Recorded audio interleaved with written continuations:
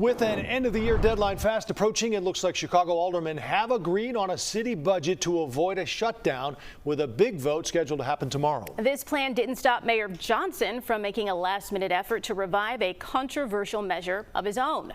Our Victor Jacobo is live at City Hall, looking ahead. Victor.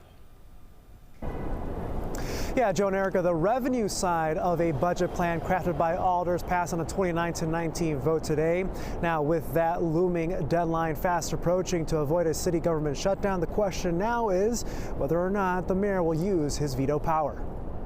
While Mayor Brandon Johnson says his plan and the one put forth by alders are 98% the same, he says the parts that are different deeply concern him. It comes up bankrupt to me morally, because I believe there's a stronger approach to being able to balance this budget without, again, going after working people and poor people. With his proposed corporate head tax thrown out, the proposal by alders aims to raise revenue through added fees and taxes, as well as selling some $90 million worth of city debt to collection agencies. On whether or not he'll veto the council's plan, the mayor says that decision has not been made. Alders got their revenue plan passed just shy of a veto-proof majority, but urged the mayor to get on board. This is a good time to stop playing the games and let's get serious about balancing a budget that a clear majority of the city council supports.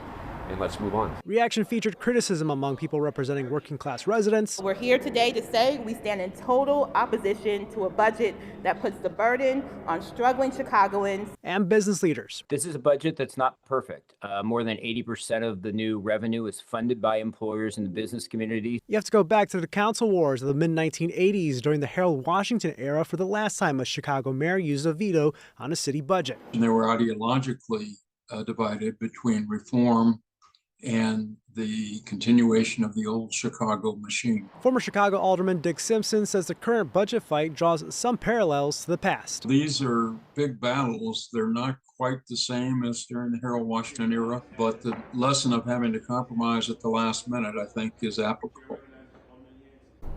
Now, alders said today in a news conference that last-minute effort by the mayor to add that amendment for adding his corporate head tax is likely dead on arrival.